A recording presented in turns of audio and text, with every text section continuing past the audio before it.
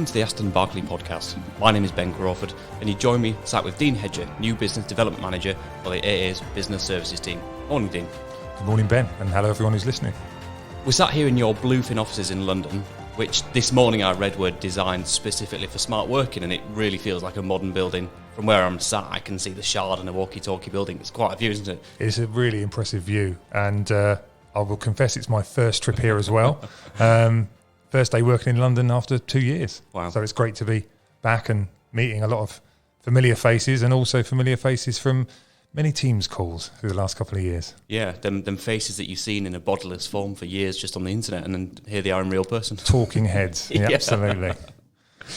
So we're here today to talk about electric vehicles, something both Aston Barclay and the AA are both focused on. Aston Barclay already work with the AA on our Assured by the AA product. That's a buy guarantee that exists on vehicles bought through our auctions, which are less than 12 years old or which have done less than 120,000 miles and include a fully independent vehicle inspection. And unique to us is the Assured by the AA EV hybrid guarantee, which is a special category of vehicle inspection which checks battery electric vehicles and hybrid vehicles for the additional systems that are involved in that product.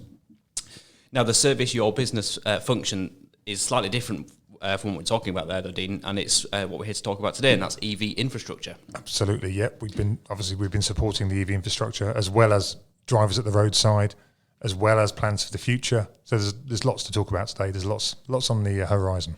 It's well known what the UK is aiming to achieve. No more new purely internal combustion vehicles sold by 2030, and no hybrids by 2035.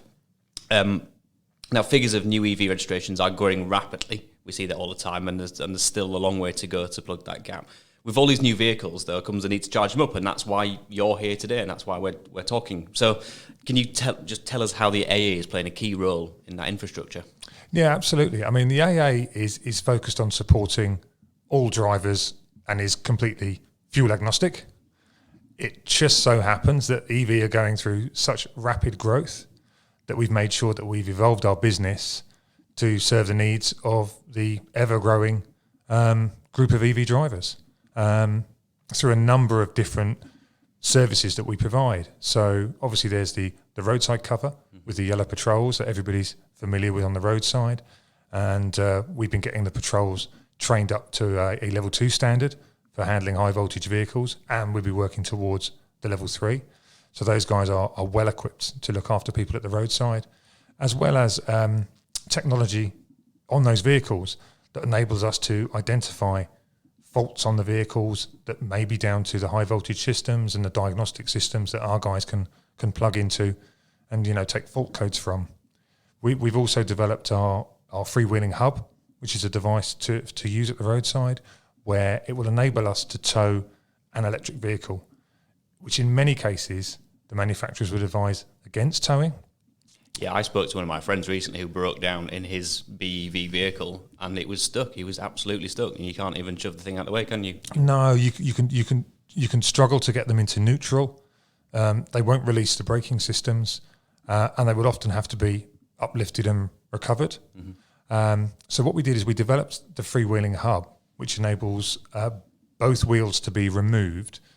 Our multi-fit wheel then gets fitted, and the Freewheeling Hub fitted to that to give the movement to allow that vehicle to then be towed. We're looking at innovative ways of handling these vehicles in future. The numbers of vehicles that we see running out of power is relatively low. It's less than 5%. Oh, interesting. Yeah, it's not massive numbers. I mean, last year we had 39,000 call-outs to pure EVs.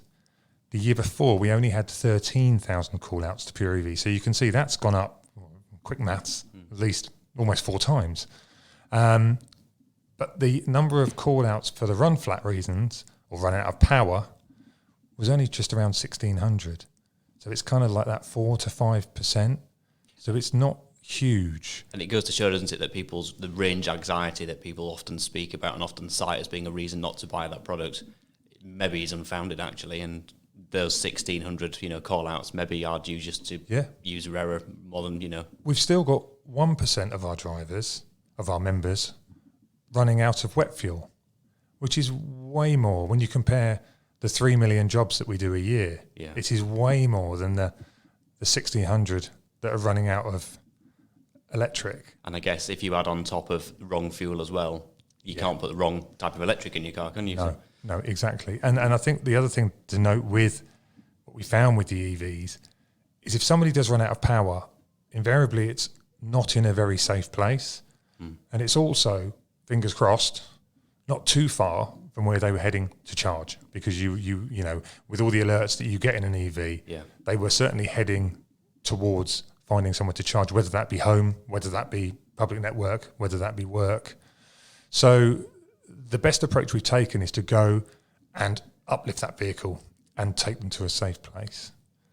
In the future, we are looking at onboard charging on the vehicles, but that technology needs to evolve from where it is today. There are systems that exist now that will run off diesel generators, but they can be quite heavy and costly and slow. So we're working with a number of different organisations who are developing such systems to introduce the right system when the time is right. Yeah, I was reading about that this morning. The bi-flow system, so that battery pack that can output as well as input. Because, interesting. Yeah, absolutely. And you were telling me when we spoke a while ago how the AA is also providing the support for customer service when it comes to the actual charging stations themselves. Yep, absolutely. A little bit about that. I found that fascinating, actually. Yeah, a lot of people don't know we're doing this. We provide it as a kind of white labelled customer service function for a number of different charge point operators. So there are 7 companies that we are working with in total. We've got a couple more coming on this year that we're chatting to at the moment. And what those guys are, or guys and girls, I should say, what those companies are, they're charge point providers. So they've got a range of different hardware and charging equipment installed out in the field, car parks, roadside, destination charges, motorway service stations, McDonald's, KFC, you name it. There are charge posts everywhere these days. Yeah. But what we realised a couple of years ago, it was March 20 that we actually went live with the service, is there was a lack of customer service consistently across all those different providers. So this is when you get to a charge station and something goes wrong or you need advice or guidance. Yeah, absolutely. And what do you do? Yeah, what do you do? So there's often a helpline number on the post. You can call that number, and for the companies that have onboarded with us, that number will terminate with an AA call handler. That AA call handler is trained to handle that charge point operator's back office system. So when the call comes into us, they'll receive a whisper that says that who the network is that we're providing service to. Yep. The call handlers will log into the relevant system to see that back office system and how that charge post is performing. And then the conversation they engage in with the driver is to understand, who they are, take a phone number. So if we lose the line, we can call them back, and then go through what they're experiencing. A lot of the time, they can't affect a charge. That's sort of 60% that we found in when we looked at recent data. They can't actually affect a charge. So we'll then talk them through what that problem might be. And it could be a technical issue. It could be an operator issue. So we work out what the situation is with them. When you say operator, is that just use your error? They're just getting it slightly wrong. Absolutely, it can be that. It can be that. Could be a vehicle error. Could be a problem with the vehicle. There's a number of different things. So our guys are trained, not with rigid scripts, but with conversation guides to help them ascertain what the problem might be and get that person mobile as quickly as possible. We got a great success rate with the calls that come in. We in terms of volumes, we're handling around 10,000 calls a month now, and we're solving around 85% of those calls that come in to that driver satisfaction at that point in time. The other 15% mixes between, sometimes it could be a billing issue where somebody would need to be referred to an accounts team, or it could be an issue with it could be an issue with the charge post. So we would then refer to an engineering network that we agree to triage to for that charge point operator. Yep. But the service is going from strength to strength with increasingly positive posts on social media from drivers. And I read a really interesting point I read was 6% of your calls are to do with stuck cable. But what's fascinating is the cable is stuck in the post versus the car by a ratio of 2 to 1. So it was, yeah. The last data we looked at, what we do with the drivers when they call in is we ask what's wrong, but what we don't have is 50 different reasons to try and identify, because we're trying to deal with people as quick as possible. So they're quite generic. Yeah. But stuck cable is massively common. But like you said, it was around 6%. Yeah. And it was a 2 to 1 ratio of what's stuck in the post versus what's stuck in the car. That's interesting. I guess because people are used to their car and maybe not used to the intricacies of the different brands of posts. Right, absolutely. Yeah, the different brands of posts are names that people just they're not household names yet in terms of what people are talking about. They're very much household names in kind of EV circles. Infrastructure circles. Yeah. Very common names we're talking about all the time. But to people in public, and I know in particular to maybe my friends down the pub at the weekend, it's like another language. We were talking to in an earlier podcast episode about the type of user or the type of person that might buy an EV product. Historically was a very savvy person, and actually as he walked in or as she walked into that dealership, they would often know in a lot more detail about the electric product, whereas now we feel like we're going to a bit of a shift in that it's entering the mass market phase as maybe less technically competent people are buying that product and maybe need a bit more guidance and help when they're at the post and something goes wrong. Yeah, I would agree. The research I've done recently, so what I'm actually going through a process now of studying for a master's, and my final research question in the thesis is, how will consumer behaviours affect the success of the government's road to zero? So I've done a ton of research that goes way back to look at what the challenges and barriers were around consumer behaviour in the early days of EV. And in the early days of EV, I'm talking the last sort of 10 years. And you can see it's cost, it's charging infrastructure. And they're very much still barriers today. Yeah. But one of the things you see slightly changing is there was always, in the early days, a pride amongst the early adopters to be leading the way by obtaining an EV. And those people would do their research, gain the knowledge, and be well informed on what they were getting involved with. And that is very much a trigger to adoption.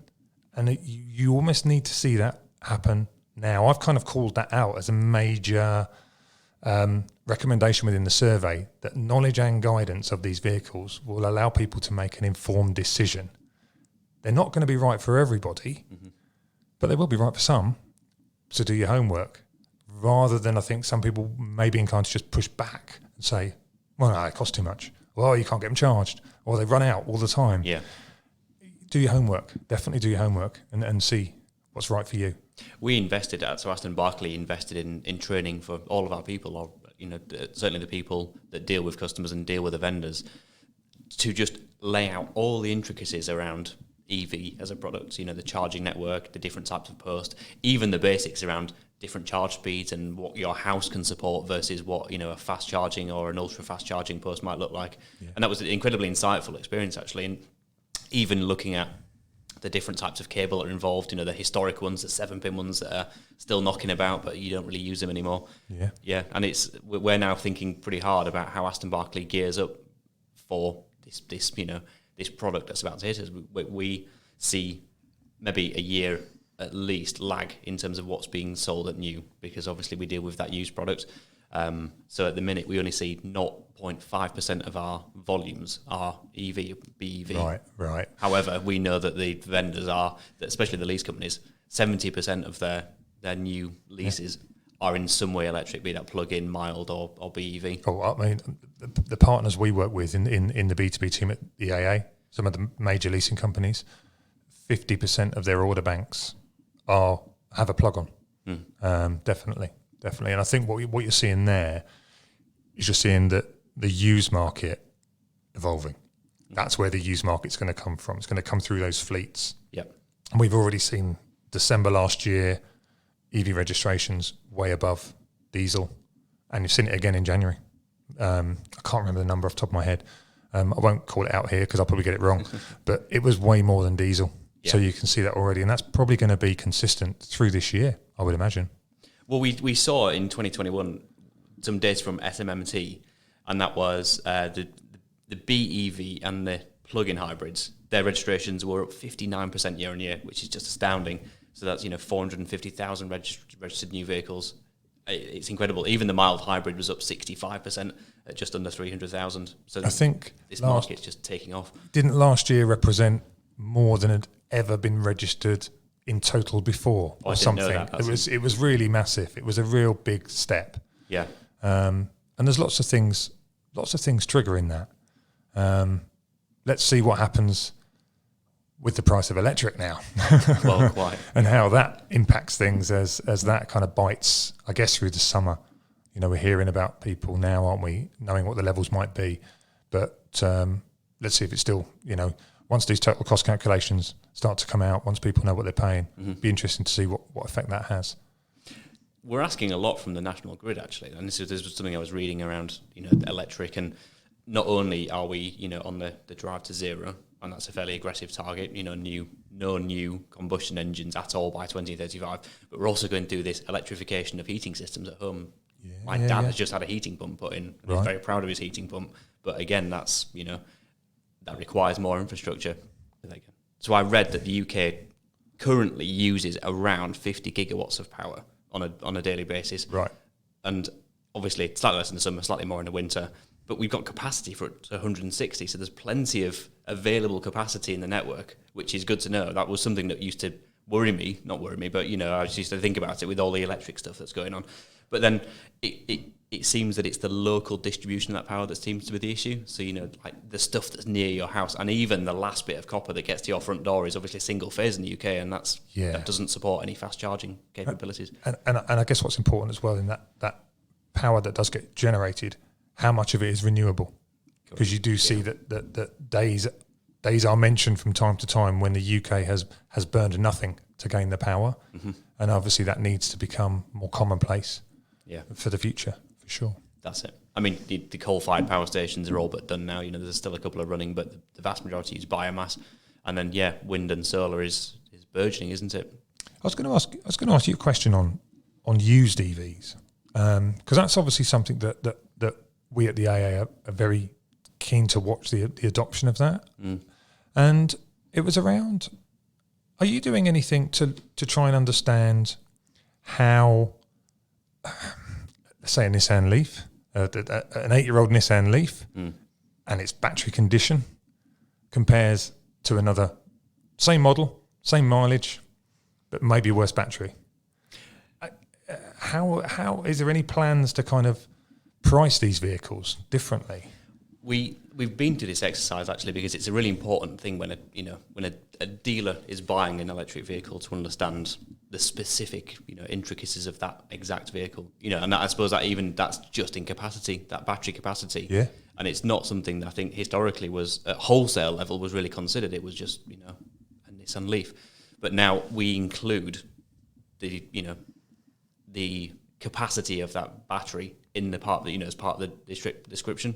Right. What's interesting, and we've been working with yourselves actually, the AA, as part of the Assured. There is no at the minute unified way of telling the condition of a battery. That seems at the minute they're not able to plug a diagnostic tool in and say this battery, all cells are firing as they should be, or there's some cells that aren't working or whatever. That doesn't seem to exist. But I think from what I hear that is coming in. There is tech. We've spoken to companies that have got systems whereby the process to understand the condition of that battery needs a bit of effort.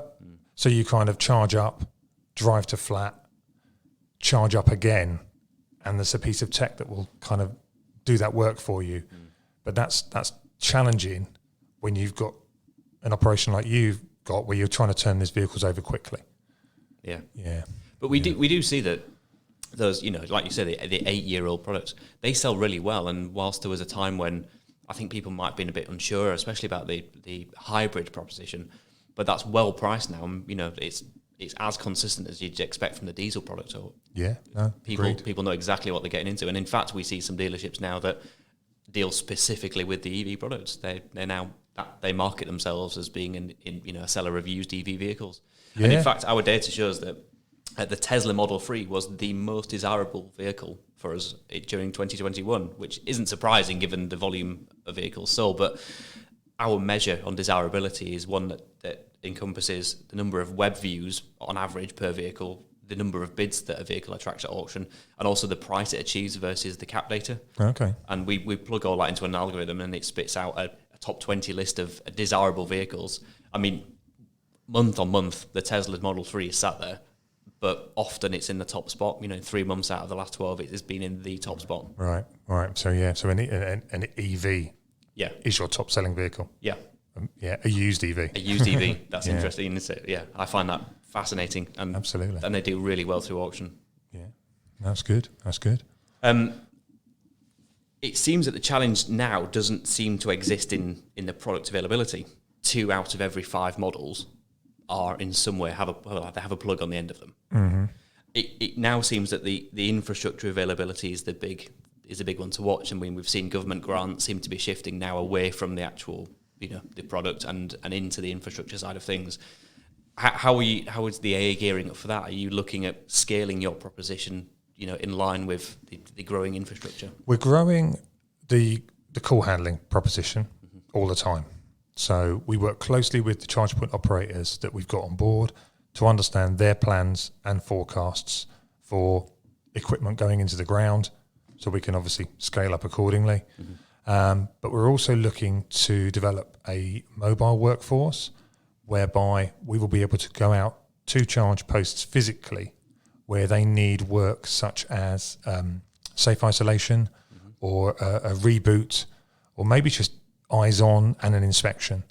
Having chatted to a number of the charge point operators we work with, there's a kind of gap in that marketplace whereby there's a need for a resource to go and do that kind of work that isn't a trained electrician. And at the moment, it's costly because they're having to send expensive trained electrician who they'd rather have putting posts in the ground to go out and do that kind of work, that kind of response work. So we're looking to support that, which we feel is a natural fit for our operation and a continuation of supporting the drivers ultimately. So that'll go live this year. Training's been scoped, so this year should be Q2. And do you have any involvement in the lamppost technology that's been developed? There's a couple of charge post providers who have got some lamppost installs that we support. Yeah, absolutely. Yeah, because that's a massive part around. It's easy to talk about how a suburban house can have its EV sat on the drive charging up, all very nice and controlled with a driveway and that kind of thing. Whereas there's a lot of houses that just don't have the driveway. It's on street parking and. You hear various numbers, don't you, about the number of houses that do or don't have charge posts available. I think it's like a 60-40 split, and I think it's 60 that don't have off-street or a driveway available. The home install grant, which has been available for people with off-street parking, is changing in April, and the government's going to be focusing more on people in communal property. So it'll be interesting to see how that does develop and grow the opportunity for people living in properties such as that. Definitely. Yeah. And also, I think maybe people's attitude to how they charge their vehicles is shifting. Workplaces are increasingly looking at, as an incentive, as an employee incentive, as, charging at work. I know that Wessex Garages, that's one of the key incentives that they've got for their employees, is the fact that they allow their staff to charge their electric vehicles up at work, which I think is fantastic. But one I found from you were part of a webinar a little while ago, which I watched, and you presented some data on when people are charging their vehicles. Oh, yeah. Or rather, it's not when people are charging vehicles, it's when people are ringing with problems, but you can extrapolate that's generally when it's people... It's the busy time. Yeah. And it is interesting to see that it is on the morning run. It is as people are heading into work and as people are heading home again. It's weird because you see it build up to lunchtime. Yeah. And lunchtime is the peak, for sure, where you've got, obviously, people have done that morning run, and for some reason, they're going out, maybe at lunchtime, to go and get that charge on a public network, because don't forget, most of our calls are coming in from public networks. Yeah. So they may be going out maybe to go and get their lunch from somewhere and charge up at the same time. Lunch, yeah, absolutely. But then you see a very slow taper past the evening rush hour, and then sometimes a spike at 10 o'clock at night, which is an interesting one. As people don't quite make it home and have to quickly, sling some charging. But it's a very consistent pattern across public networks and pretty consistent across all the different charge point providers. No one's got an odd pattern that stands out amongst the rest. That's very much how it's looking. Yeah. So a top tip if you want to find an available charger is hit early morning or mid-afternoon, isn't it? Yeah, I think about 10:30. Go and find your charge about 10:30 or 3:30 in the afternoon. Definitely.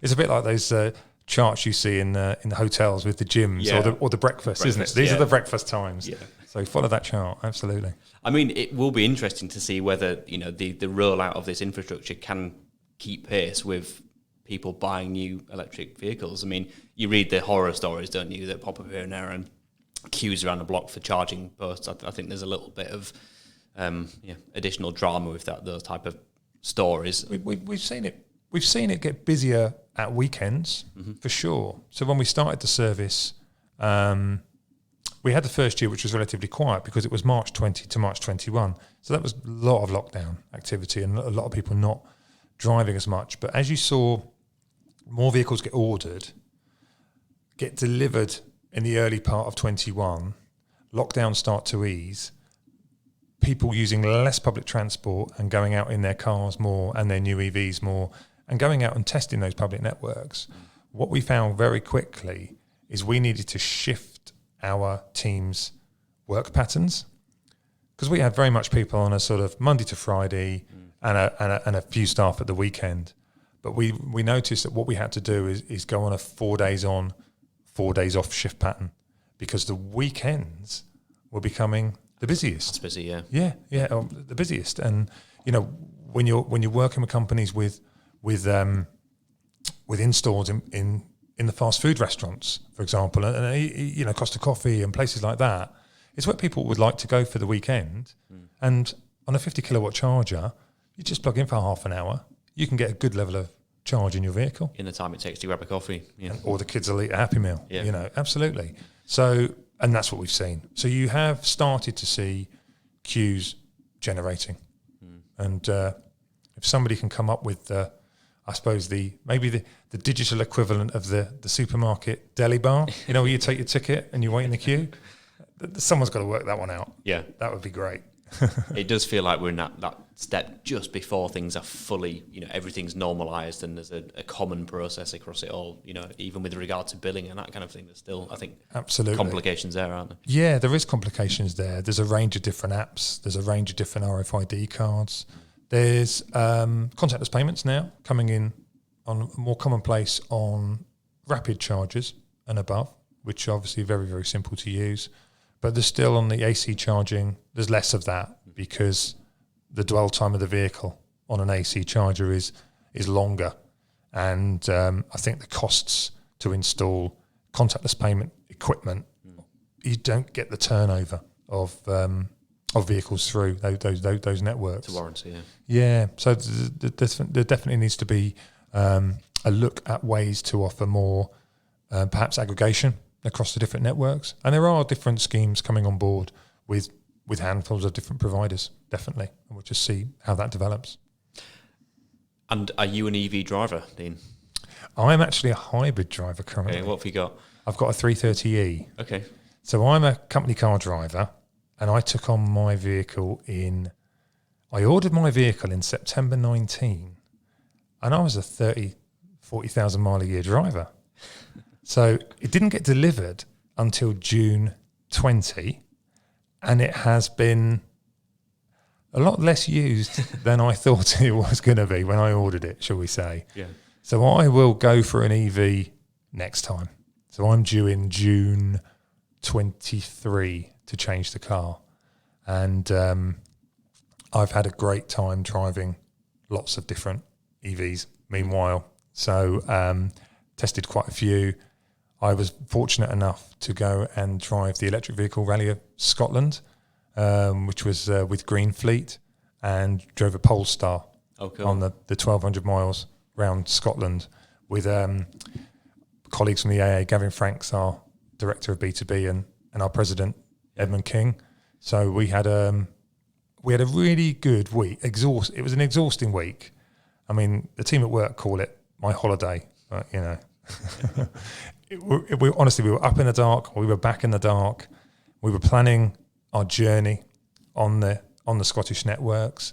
We were using Charge Place Scotland chargers, but we'd also used GridServe where we could. We used Instavolt where we could, and got a real mix of experiences going across that network. The car, we had a Polestar.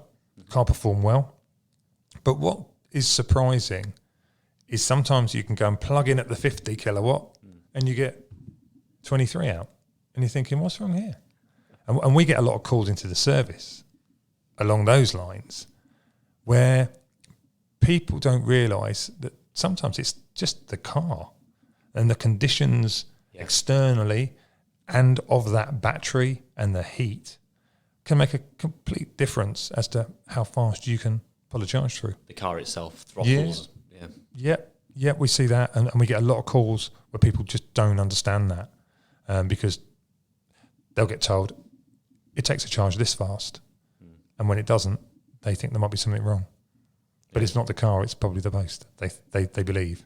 So, and that's one of those little facts are just something you've got to find out. I guess the manufacturers probably won't tell you about that, will they? They'll just tell you this can take 50 kilowatt hours, and that's the speed. And I think the manufacturers and the dealers are telling people as much as they can, and as much as they know. But I think a lot of the experiences are coming out through use. Mm-hmm. So, they just need to make people aware of what might happen. Yeah, definitely. Well, that takes us to the bottom of the podcast. Thank you, Dean, for taking the time. It's been great. And thank you to you, the listener, for joining us. If you want to buy or sell vehicles through Aston Barclay, just visit our website at www.astonbarclay.net. You can get in touch with me at podcast@astonbarclay.net. And if you want to follow us on LinkedIn, it's at Aston Barclay Group. And on Facebook, it's at Vehicle Remarketing. I've been Ben Crawford. You've been listening to the Aston Barclay podcast. See you next time.